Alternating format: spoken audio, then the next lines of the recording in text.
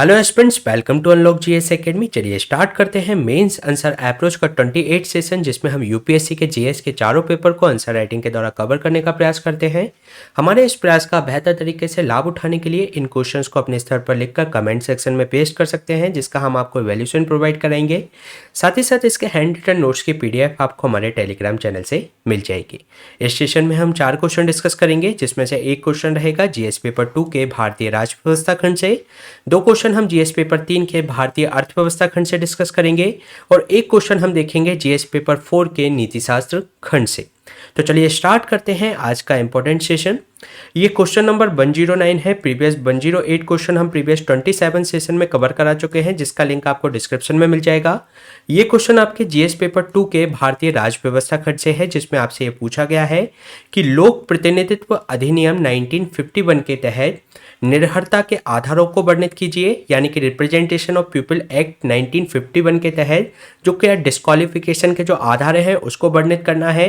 साथ ही साथ निर्भर जो प्रतिनिधियों के लिए क्या उपलब्ध उपचारात्मक उपाय हो सकते हैं उसके बारे में भी इसमें चर्चा करनी है। तो इस क्वेश्चन का आंसर आपको 150 शब्दों में देना है, जिसमें आपको रिप्रेजेंटेशन ऑफ पीपल एक्ट की 1951 के निर्भरता के आधारों को बताना है और उससे संबंधित जो डिस्क्वालीफाई हो जाते हैं प्रतिनिधि, उनके बारे में उपचारात्मक उपाय भी आपको चर्चा करनी है। तो इस क्वेश्चन को सॉल्व करने की हमारी वही अप्रोच रहेगी। सबसे पहले हम इसके इंट्रोडक्शन से इसकी शुरुआत करेंगे, फिर इसकी संरचना या बॉडी का निर्माण करेंगे, फिर निष्कर्ष के साथ इस क्वेश्चन को एंड करेंगे। अगर हम इसके इंट्रोडक्शन की बात करें तो आरपीए अधिनियम के अंतर्गत क्या क्या प्रावधान है, उनके ब्रीफ इंट्रोडक्शन से हम इसके इंट्रोडक्शन की शुरुआत कर सकते हैं, जिसमें हम बताएंगे कि आरपीए अधिनियम संसद के सदनों तथा प्रत्येक राज्य के जो विधानमंडल होते हैं उनके निर्वाचन के संचालन के संबंध में प्रावधान करता है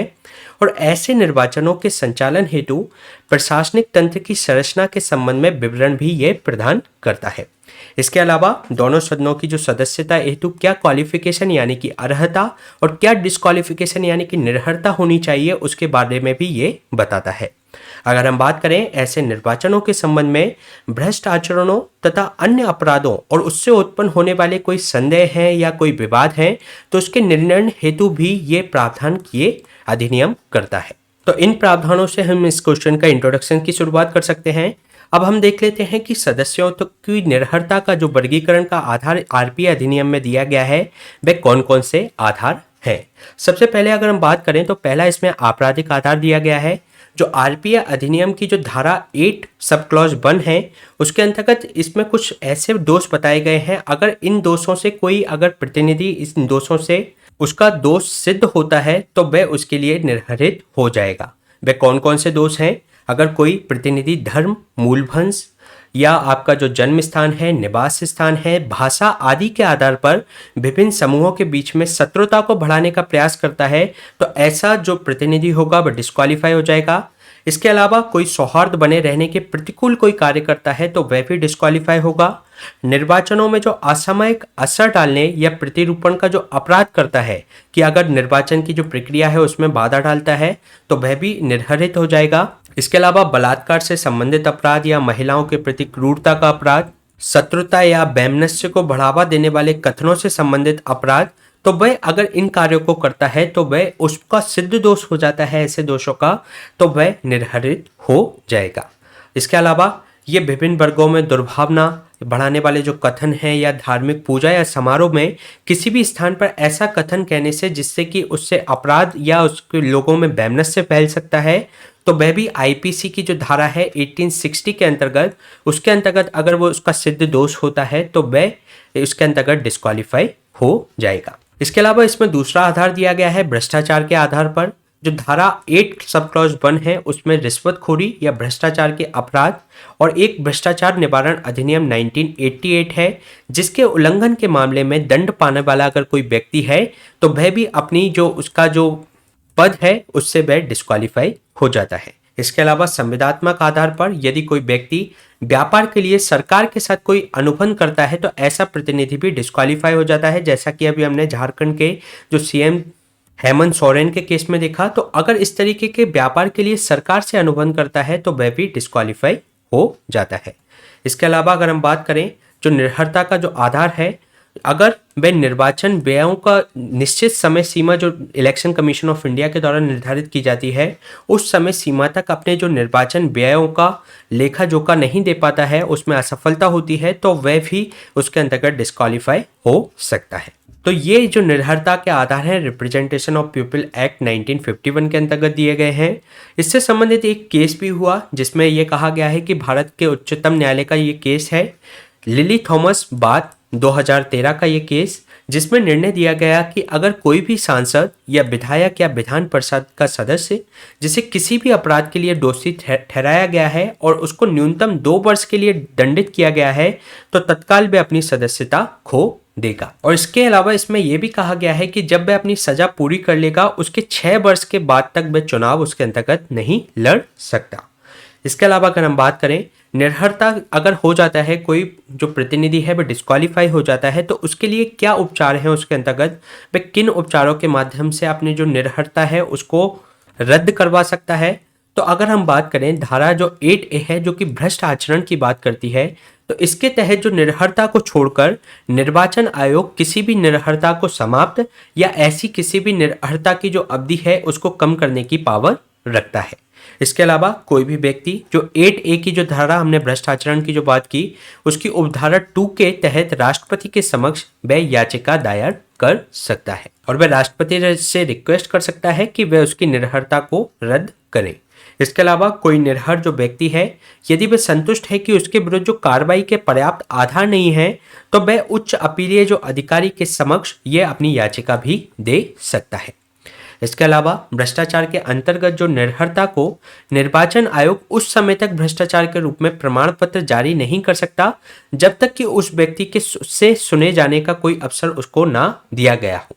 इसके अंतर्गत जो प्रतिनिधि है उसको अपनी बात रखने का पूरा अवसर दिया जाएगा, उसके बाद ही वह भ्रष्टाचार से संबंधित प्रमाण पत्र उसके लिए जारी करेगा। इसके अलावा जो सभी अपराध हैं समान कोटि या समान प्रकृति के लिए नहीं होते, इसलिए ये अधिनियम निर्भरता हेतु विचार किए जाने मामलों के लिए एक कट ऑफ दंड इसमें मतलब मिनिमम दंड का इसमें प्रावधान करता है। तो ये हमने बात की जो निर्भर अगर हो जाता है कोई प्रतिनिधि तो उसके लिए क्या उपचार हैं उसके बारे में हमने बात की।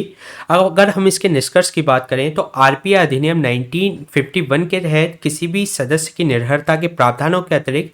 जो भारत के जो संविधान की 10वीं अनुसूची है वह भी दल परिवर्तन के आधार पर सदस्यों की निर्भरता का प्रावधान करती है, जिसको किस प्रावधान से जोड़ा गया था 1952 कॉन्स्टिट्यूशनल अमेंडमेंट के द्वारा इसको संविधान में शामिल किया गया था। तो ये क्वेश्चन हमने डिस्कस किया जीएस पेपर 2 के भारतीय राज्य व्यवस्था खंड से। चलिए चलते हैं नेक्स्ट क्वेश्चन पे। नेक्स्ट क्वेश्चन है आपका जीएस पेपर 3 के भारतीय अर्थव्यवस्था खंड से, जिसमें आपसे पूछा गया है कि स्विस चैलेंज मॉडल क्या है, इस मॉडल से संबंधित लाभों और उससे संबंधित समस्याओं की विवेचना कीजिए। तो इसमें आपको स्विस चैलेंज मॉडल के बारे में बताना है, उसके लाभों के बारे में बताना है और उससे संबंधित क्या समस्याएं हैं उसके बारे में आपको चर्चा करनी है। इस क्वेश्चन का आंसर आपको 150 शब्दों में देना है। तो सबसे पहले हम इसके इंट्रोडक्शन में स्विस चैलेंज क्या है उसको बताकर इसके इंट्रोडक्शन की शुरुआत कर सकते हैं। अगर हम स्विस चैलेंज की बात करें तो ये सार्वजनिक खरीद की एक ऐसी विधि होती है जिसमें किसी परियोजना के लिए एक सार्वजनिक प्राधिकरण द्वारा यानी कि गवर्नमेंट अथॉरिटी द्वारा एक अवांछित प्रस्ताव प्राप्त होता है और इस प्रस्ताव में जो मुख्य रूप से जो डिजाइन, जो प्रौद्योगिकी और बौद्धिक संपदा अधिकारों की विशिष्टता इसके अंतर्गत शामिल होती है। जो भी प्रस्ताव आता है उसके अंतर्गत एक स्पेसिफिक बौद्धिक संपदा के अधिकार और डिजाइन प्रौद्योगिकी उसमें शामिल होती है। साथ ही साथ इसके बाद सरकार प्रस्ताव की जांच करती है और यदि प्रस्ताव सरकार की जो घोषित नीति है उससे संबंधित है तो तीसरे पक्ष से वह काउंटर प्रस्तावों को आमंत्रित कर सकती है और जब वह तीसरे प्रस्ताव से उसको तीसरे पार्टी से अगर प्रस्ताव जो मंगाएगी तो उससे बेहतर प्रस्ताव प्राप्त होने की स्थिति में वह मूल प्रस्तावकों को मूल प्रस्ताव में संशोधन करने का अवसर उसको दिया जाता है और अंत में जो सबसे बेहतर योजना वाले जो प्रस्तावक होते हैं उसमें अनुबंध प्रदान किया जाता है। इसको अगर हम लेमन वर्ड में अगर समझने की कोशिश करें तो अगर कोई गवर्नमेंट अथॉरिटी को किसी परियोजना से संबंधित अगर किसी को कॉन्ट्रैक्ट देना है तो वह कई सारे जो निवेशक हैं उनसे जो कंपनी है उनसे बिड मंगाती है और इनमें से जो स्पेसिफिक आधार पर जो इस परियोजना का बेहतर संचालन कर सके। तो इस जो तीनों जैसे ए, बी और सी कंपनियों ने इसमें बिड दी है, तो उसमें से सबसे बेहतर बिड को उसके अंतर्गत शामिल किया जाएगा और उसको गवर्नमेंट अथॉरिटी चूज कर लेगी। जैसे कि मान लीजिए बी का बिड है वह गवर्नमेंट ने चूज किया क्योंकि ये सबसे बेहतर था, और फिर जब बी के द्वारा जो बिड दी गई है वह थर्ड पार्टी के समक्ष रखी जाएगी और फिर थर्ड पार्टी से उसके लिए ये पूछा जाएगा कि इसमें और क्या वह दक्षपूर्ण तरीके से उसमें शामिल कर सकता है, और थर्ड पार्टी से पूछा जाएगा क्या इसकी और वह कॉस्ट कम कर सकता है या और नई प्रौद्योगिकी उसके अंतर्गत शामिल कर सकता है जिससे परियोजना का संचालन अच्छी तरीके से किया जा सके। तो अगर वह थर्ड पार्टी इसके अंतर्गत जो भी इंक्लूड करती है तो उसके आधार पर एक बिड तैयार की जाती है, और फिर जो जो मेन प्रस्तावक था जैसे कि बी, जिसकी बिड को पहले चूज किया गया था, तो फिर उससे इस बिड के आधार पर पूछा जाता है कि वह इसको करने के लिए वह तैयार है या नहीं। अगर वह तैयार हो जाता है तो इसकी बिड उसको बी को दे दी जाती है, और नहीं तो जो थर्ड पार्टी है जो मिनिमम कॉस्ट में और अच्छी प्रौद्योगिकी के साथ उसको शामिल कर रही है तो वह थर्ड पार्टी को ही उससे अनुबंध कर लिया जाता है गवर्नमेंट अथॉरिटी के द्वारा। तो इसके अंतर्गत इन तीनों में से पहले एक की बिड को चूज किया गया, फिर उस बिड को थर्ड पार्टी के साथ समक्ष प्रस्तुत किया गया और फिर थर्ड पार्टी के द्वारा उसमें और क्या संशोधन हो सकते हैं बेहतर तरीके से परियोजना के संचालन के लिए, तो उसको उसमें शामिल किया गया। फिर दोनों पार्टी से पूछा गया कि वह दोनों में से कौन इसको बेहतर तरीके से कर सकते हैं। अगर वह बी राजी होता है तो बी के साथ अनुबंध कर लिया जाता है, और अगर बी भी राजी नहीं होता तो थर्ड पार्टी को भी जिसने जो इसमें संशोधन किया था उसको ये इससे अनुबंध इसके अंतर्गत कर लिया जाता है। इसी चीज को आपको इसमें भाषा के रूप में दिया गया है, इस भाषा के रूप में आप इसको इसमें लिख सकते हैं। इसके अलावा अगर हम बात करें 2009 में उच्चतम न्यायालय ने स्विस चैलेंज को मंजूरी दी थी, और इसके अतिरिक्त तो संबंधित राज्य सरकारों को स्विस चैलेंज का मसौदा तैयार करने के लिए प्रोत्साहन भी दिया गया। इसके आधार पर महाराष्ट्र व कर्नाटकों ने इन दिशा निर्देशों को अपनाया है। इसके अलावा अगर हम बात कर लें स्विस चैलेंज मॉडल के लाभ क्या हैं, तो ये एक तरीके से प्रतिस्पर्धा को बढ़ावा देता है, क्योंकि इसके अंतर्गत जो प्रतिस्पर्धी जो बोली है उसकी एक काउंटर बोली भी मंगवाई जाती है, उसकी बोली लगाने की भी अनुमति होती है, जिससे इसकी जो इष्टतम लागत मतलब मिनिमम जो इसमें कॉस्ट हो सकती है वह इसके अंतर्गत इसमें शामिल कर ली जाती है। इसके अलावा हम बात करें तो इससे दक्षता में भी वृद्धि होती है। अन्य जो पीपीपी मॉडल की अगर हम बात करें तो उसमें जो सार्वजनिक प्राधिकरणों के लिए इसमें पूर्व परियोजना गतिविधियां और व्यवहार्यता अध्ययन पर लगने वाले समय की जो और पर लागत है वह उसको काफी कम कर देती है, क्योंकि इसमें जो परियोजना जो है वह तैयार की जाती है जो अन्य जो आपके जो बिड जिनसे मंगाई जाती है उनके द्वारा, और जो थर्ड पार्टी से उसको कंसर्न करके उस परियोजना की जो गतिविधि है उसको बेहतर तरीके से किया जाता है। तो इसके लिए जो गवर्नमेंट का समय बच जाता है कि परियोजना की जो गतिविधियां उसकी जो व्यवहार्यता के अध्ययन करने के लिए और क्या क्या उसमें शामिल हो सकता है, तो इससे गवर्नमेंट का समय बचता है, और समय बचने के साथ साथ इष्टतम कॉस्ट इसकी आती है, तो जिसके कारण से लागत भी इसकी कम हो जाती है। इसके अलावा इसमें प्रोफेशनलिटी बढ़ जाती है, व्यावसायिकता बढ़ जाती है, जो समय सीमा है, जोखिम है, उनके आवंटनों की जो उचित पहचान के साथ जो सार्वजनिक प्राधिकरण के लिए कार्रवाई करना इसके अंतर्गत आसान हो जाता है। और चूंकि ये पेशेवर तरीके से अगर कार्य करती है तो इसके कारण से जो रेड टेपिज्म होता है, लाल फीताशाही होती है, वह इसके अंतर्गत कम हो जाती है और परियोजना का संचालन बेहतर तरीके से इसमें हो पाता है। अगर हम बात करें इसमें रचनात्मकता आ जाती है, एक क्रिएटिविटी, क्योंकि जो मार्केट में जो बेस्ट जो टेक्नोलॉजी चल रही है या इष्टतम कॉस्ट में हमें जो परियोजना का संचालन करने के लिए जो एक बेहतर तरीका हो सकता है तो वह इसके अंतर्गत शामिल कर लिया जाता है अन्य पार्टी से कंसर्न करके।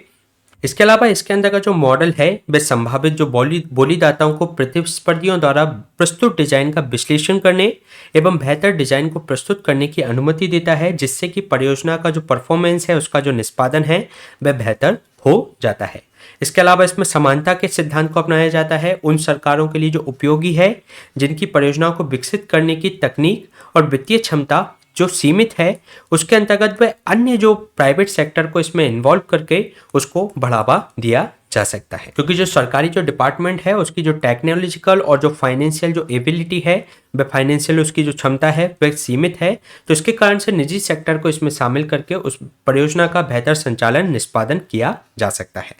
इसके अलावा ये तो हमने बात कर ली इससे संबंधित लाभों की, लेकिन इससे संबंधित कुछ समस्याएं भी हैं, जिसमें एक पारदर्शिता का मुद्दा देखने को मिलता है, जो कि अवांछित जो प्रस्ताव मंगाए जाते हैं विभिन्न जो पार्टियों से, तो उससे निपटने के दौरान सबसे बड़ी चिंता ये होती है कि पर्याप्त पारदर्शिता की कमी और अपर्याप्त प्रतिस्पर्धा उसके अंतर्गत दिखाई देती है। इस प्रकार जिसमें जवाबदेही तय करना काफ़ी कठिन हो जाता है, क्योंकि गवर्नमेंट अथॉरिटी किस बिड को चूज करेंगी इसके पीछे एक तरीके से पारदर्शिता नहीं होती, और इनमें से जो गवर्नमेंट अथॉरिटी जिसको चूज करती है उसी को थर्ड पार्टी के समक्ष रखा जाता है, तो इसमें एक तरीके से पारदर्शिता का मुद्दा देखा जाता है। साथ ही साथ क्रोनी कैपिटलिज्म भी इसमें देखा जा सकता है, क्योंकि जो विधि कंपनियों को अगर परियोजना हासिल करने के लिए जो संदिग्ध साधनों का इस्तेमाल करने की अनुमति देकर, ये एक तरीके से आप क्रोनी कैपिटलिज्म को बढ़ावा इसके अंतर्गत दे सकते हैं, क्योंकि इसमें जो गवर्नमेंट अथॉरिटी इनको चूज कर रही है, अगर वह इसके अंतर्गत जो निजी इसके अंतर्गत बिड प्रस्तुत कर रहा है, अगर वह इनका गवर्नमेंट सेक्टर का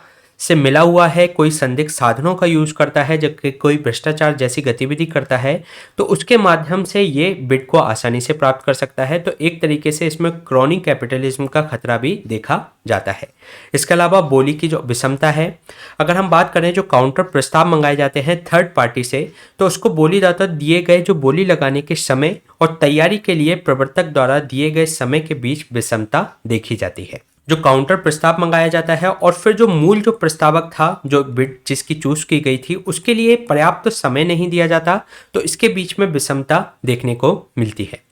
इसके अलावा इसमें जो कानूनी वैधता का मुद्दा देखने को मिलता है, इस संबंध में कोई पर्याप्त नियामक और कानूनी ढांचा उपलब्ध नहीं है। साथ ही साथ तब जो कानूनी समस्या तब आती है जबकि हम काउंटर प्रस्ताव मंगाते हैं और जो मूल प्रस्ताव जो गवर्नमेंट के द्वारा जो तय किया गया है उसके बीच में विभिन्नता देखने को मिलती है, उनके बीच में अंतर देखने को मिलता है, तो जिसके कारण से जो कानूनी वैधता का इसके अंतर्गत मुद्दा उभर सकता है। इसके अलावा इसमें जो मौद्रिक मूल्य को मापने में भी कठिनाई देखी जाती है, जब कोई अनुबंध या परियोजना जो मूल प्रस्तावक को नहीं दी जाती, अगर वो थर्ड पार्टी को दे दी जाती है, तो किसी अवांछित प्रस्ताव के जो मौद्रिक मूल्य को हमें मापना इसके अंतर्गत काफ़ी कठिन हो जाता है। तो ये हमने बात की स्विस चैलेंज से संबंधित समस्याओं के बारे में। अगर हम इसके निष्कर्ष की बात करें तो स्विस चैलेंज को एक राष्ट्रीय नीति का ढांचा तैयार करके जो हमने मुद्दों की बात की, जो हमने समस्याओं की बात की, उन समस्याओं को हल किया जा सकता है। साथ ही साथ जो प्रस्ताव पूर्व चरण में नवाचार को बढ़ावा देने के लिए व्यापक भागीदारी और बृहत्तर लचीलापन इसके अंतर्गत शामिल किया जाना चाहिए। इसके अलावा प्रस्ताव के बाद जो चरण में बोली लगाने वालों को पर्याप्त समय इसके अंतर्गत दिया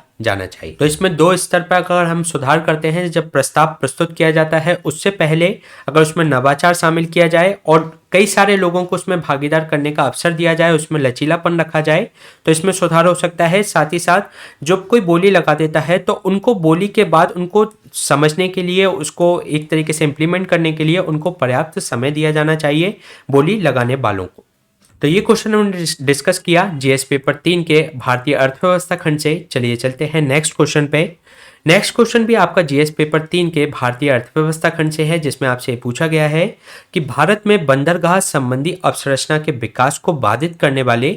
एवं विभिन्न मुद्दों पर चर्चा कीजिए एवं उनके समाधान हेतु सरकारों द्वारा क्या उपाय किए गए हैं उनके बारे में भी चर्चा कीजिए। तो इसमें आपको आंसर देना है 150 शब्दों में, जिसमें आपको बंदरगाह संबंधित जो इंफ्रास्ट्रक्चर है उनको विकास को कौन बाधित करते हैं ऐसे मुद्दों के बारे में बात करना है। साथ ही साथ उसके समाधान हेतु सरकार द्वारा क्या क्या प्रयास किए गए हैं उसके बारे में भी आपको बताना है। तो सबसे पहले हम इसके इंट्रोडक्शन से इसकी शुरुआत करेंगे। भारत जिसकी तटरेखा कितनी है, लगभग 7,500 किलोमीटर की लंबी इसकी तटरेखा है, और इसमें पूरे अगर हम बड़े बंदरगाहों की बात करें तो 13 प्रमुख इस बंदरगाह इसके अंतर्गत शामिल हैं। साथ ही साथ 200 से अधिक अधिसूचित लघु एवं मध्यवर्ती बंदरगाह भी इसके अंतर्गत हैं। अगर हम बात करें आर्थिक सर्वेक्षण 2021-22 की, तो उसके अंतर्गत बंदरगाह संबंधी अवसंरचना के महत्व के बारे में उन्होंने बताया, जिसके अंतर्गत उन्होंने कहा कि बंदरगाह प्रशासन में सुधार और संवर्धन को अवसंरचना के क्षेत्र के प्रमुख संचालकों में से एक और सामाजिक व आर्थिक परिवर्तन के लिए आवश्यक साधन के रूप में इन्होंने दर्शाया है। तो इन्होंने बताया कि जो बंदरगाह के अगर गवर्नेंस में हम सुधार किए कर देंगे तो वह हमारा एक तरीके से सामाजिक रूप से भी फायदेमंद होगा, साथ ही साथ आर्थिक रूप से भी वह हमारे लिए काफ़ी सहायक होगा। अगर हम बात करें इससे संबंधित जो बंदरगाह संबंधी जो अवसंरचना है उसको बाधित करने वाले कौन से मुद्दे हैं जिससे कि इसके इंफ्रास्ट्रक्चर का ठीक से विकास नहीं हो पा रहा,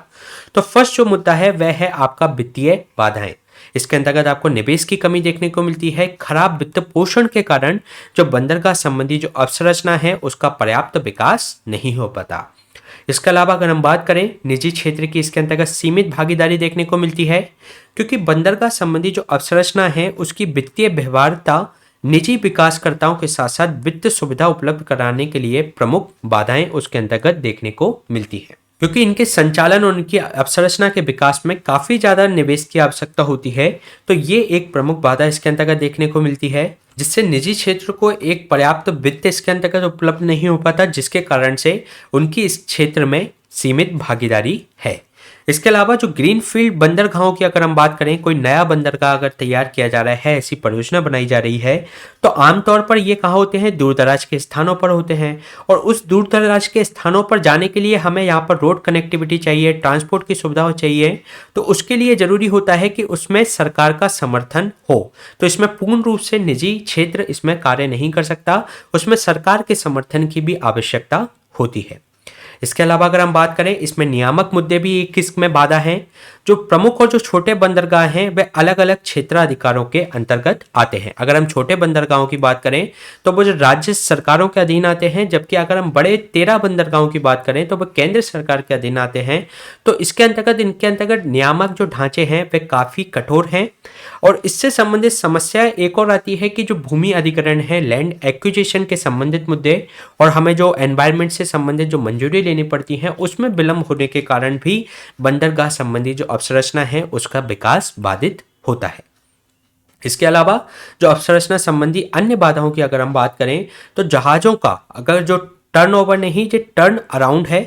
टर्न अराउंड जो समय है वह इस तट पर आने वाले समय से काफ़ी ज़्यादा है। साथ ही साथ इसमें माल ढुलाई की लागत ज़्यादा है, जिससे कि भारतीय बंदरगाह कम प्रतिस्पर्धी दिखाई पड़ते हैं। अगर हम बात करें सिंगापुर से, अगर हमारे बंदरगाहों की तुलना करें तो सिंगापुर में जो जहाज का जो टर्न अराउंड जो औसत समय है, औसत टर्न अराउंड समय की बात करें तो वह 1 दिन है, जबकि भारत में वह 2 दिन से भी अधिक है। तो इनके खराब संचालन के कारण भी ये हमें कम प्रतिस्पर्धी करते हैं। इसके अलावा अगर हम बात करें जो पुराने डॉक एवं जो टर्मिनल्स जो बने हुए हैं, पुराने बंदरगाहों के खराब रखरखाव और उनके उन्नयन के प्रयासों से संबंधित समस्याएं भी इसके अंतर्गत देखने को मिलती हैं। तो ये हमने बात की जो आपके बंदरगाह से की अवसंरचना से संबंधित जो मुद्दों के बारे में। अगर हम बात करें सरकार के द्वारा इसके लिए कुछ प्रयास किए गए हैं उसके बारे में अगर हम चर्चा करें तो सरकार के द्वारा सागरमाला परियोजना चलाई जा रही है। इसका उद्देश्य है कि जो हमारे जो बंदरगाह हैं उसका आधुनिकीकरण करना, ताकि जो बंदरगाह हैं वे नेतृत्व उसके विकास को, देश के विकास में बढ़ावा दे सके। इसके अलावा वर्ष 2016 में केंद्रीय बंदरगाह प्राधिकरण भी तैयार किया गया, अधिनियम तैयार किया गया, जो कि प्रमुख बंदरगाहों को अधिक स्वायत्ता इसके अंतर्गत प्रदान की गई है। इसके अलावा एक संशोधित आदर्श जो मॉडल रियायत समझौता है वह भी इसके अंतर्गत शामिल किया गया है, जिसके अंतर्गत निजी क्षेत्रकों को बंदरगाह की विकास प्रक्रिया में शामिल करने के लिए प्रोत्साहन दिया जा रहा है। और सरकार बंदरगाह के प्रबंधन एवं संचालन में मदद करने वाली कंपनियों को इसमें छूट देती है। 10 वर्ष के लिए करों की इसके अंतर्गत छूट दी जाती है। जो भी कंपनियां इसके अंतर्गत सहयोग करती हैं सरकारी जो बंदरगाह हैं उसके प्रबंधन व संचालन में, तो उनको कितने 10 वर्ष की इसके अंतर्गत छूट दी जाती है कर के अंतर्गत। इसके अलावा अगर हम बात करें जो प्रमुख बंदरगाह जो प्राधिकरण अधिनियम 2021 तैयार किया गया है, जिसके अंतर्गत प्रमुख बंदरगाहों को प्रशासनिक नियंत्रण उन बंदरगाहों के प्राधिकरण जो बोर्ड है उसको सौंपने का प्रावधान किया गया है। इससे क्या होगा कि इस प्रकार का जो प्रमुख बंदरगाहों का विनियमन, नियोजन एवं संचालन बेहतर तरीके से सुनिश्चित हो पाएगा। इसके अलावा इसमें जो रियायत अवधि के जो नवीनीकरण व विस्तार के जो दायरे को बढ़ाने के लिए बंदरगाहों पर निर्भर जो उद्योग हैं उनके लिए एक कैप्टिव नीति भी तैयार की गई है। जो उद्योग डायरेक्ट रूप से बंदरगाह से संबंधित होते हैं उसके लिए एक नई कैप्टिव नीति भी इसके अंतर्गत तैयार की गई है। इसके अलावा अगर हम बात करें जो कारोबारी जो सुगमता बढ़ाने के संबंध में, यानी कि ईज ऑफ डूइंग बिजनेस बढ़ाने के संबंध में जो प्रयास हैं, वर्ष 2021 तक प्रमुख बंदरगाहों में प्रक्रियाओं को सरल एवं उसको डिजिटल बनाने के जो उद्यम हैं, जिसके अंतर्गत आपकी उद्यम व्यापार प्रणाली यानी कि जो इसमें एंटरप्रेन्योरशिप बिजनेस सिस्टम को लागू लागू किया गया है। साथ ही साथ नेशनल लॉजिस्टिक पोर्टल को भी इसके अंतर्गत विकसित किया जा रहा है। तो इसमें आप ये ध्यान रखिएगा, जो ईबीएस सिस्टम है, जो आपका उद्यम व्यापार प्रणाली है, और जो नेशनल जो लॉजिस्टिक जो पोर्टल है, इसके अंतर्गत विकसित किया जा रहा है कारोबार की सुगमता को बढ़ाने के लिए, जिससे कि बंदरगाह की जो प्रक्रिया है उसको सरल किया जा सके और उसको डिजिटलाइज किया जा सके। तो ये हमने बात की सरकारों द्वारा इसको अवसंरचना को, बंदरगाह अवसंरचना को बढ़ाने के लिए क्या उपाय किए गए हैं उसके बारे में। अगर हम इसके निष्कर्ष की बात करें तो देश को समुद्री क्षेत्र यानी कि आर्थिक व्यापार और प्रतिस्पर्धात्मक रूप से व्यापक रूप से जुड़ा हुआ है, जिसके कारण से मैरीटाइम जो विजन है, इंडिया विजन 2030, बंदरगाह अवसंरचना में वृद्धि करने एवं बंदरगाह क्षेत्र के तीव्र व कुशल विस्तार के लिए आवश्यक प्रोत्साहन देने का एक महत्वपूर्ण कदम इसके अंतर्गत उठाया जाना चाहिए, जिससे देश को ये सामाजिक आर्थिक सभी तरीके से ये प्रभावित करेगा और उसके विकास को सुनिश्चित करने का प्रयास करेगा। तो ये क्वेश्चन हमने डिस्कस किया जीएस पेपर 3 के भारतीय अर्थव्यवस्था खंड से। चलिए चलते हैं नेक्स्ट क्वेश्चन पे। नेक्स्ट क्वेश्चन है आपका जीएस पेपर 4 के नीति शास्त्र खंड से, जिसमें आपसे पूछा गया है कि राजनीतिक तटस्थता से आप क्या समझते हैं और लोक सेवा में इसके महत्व की व्याख्या कीजिए। तो इसमें आपको जो राजनीतिक तटस्थता के बारे में बताना है और सिविल सर्विसेज में उसकी क्या भूमिका है उसके बारे में आपको इसमें व्याख्या करनी है। सबसे पहले हम राजनीतिक तटस्थता की परिभाषा से इसको शुरुआत कर सकते हैं, जिसमें राजनीतिक जो तटस्थता होती है उसका तात्पर्य यह होता है कि लोक सेवकों द्वारा पेशेवर कर्तव्यों का निर्वहन करते समय किसी भी राजनीतिक संबद्धता या पूर्वाग्रह, जो उनके पूर्वाग्रह जो बने हुए हैं, उससे दूर रहना चाहिए। क्योंकि किसी भी विचारधारा में पूर्वाग्रह जो विहीन जो पेशेवर जो आचरण ये सुनिश्चित करता है कि किसी भी देश के कानून का उसकी मूल भावना के अनुरूप पालन किया जाएगा। इसके अलावा जो सिविल सेवक की जो कार्रवाई है वह सत्ताधारी दल द्वारा प्रभावित नहीं होनी चाहिए। साथ ही साथ जो राजनीति में होने वाले परिवर्तन से वह अप्रभावित पूरी तरीके से होनी चाहिए और उसका कर्तव्य होना चाहिए कि वह कानून के अनुसार अपने कार्यों का निर्वहन करे।